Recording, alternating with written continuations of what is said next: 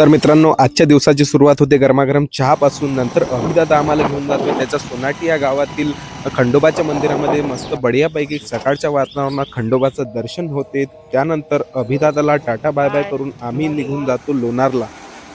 मित्रांनो, अकोल्यापासून 120 किलोमीटरच्या अंतरावर असलेल्या बुलढाणा जिल्ह्यातील लोणार हा तालुका उल्कापिंडापासून तयार झालेल्या खाऱ्या पाण्याच्या सरोवरासाठी जगभरात प्रसिद्ध आहे. परंतु मित्रांनो, इथे आल्यानंतर लोणार सरोवरच नाही तर बरंच काही आपल्याला इथे अनुभवायला.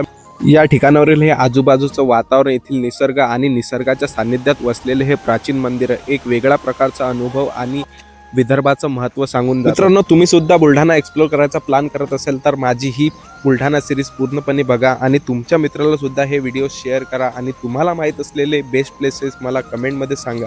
आणि माझ्यासोबत असेच नवीन नवीन प्लेसेस एक्सप्लोर करण्यासाठी लगेच मला फॉलो करून घ्या. चला मित्रांनो, आता भेटू नेक्स्ट ब्लॉगमध्ये.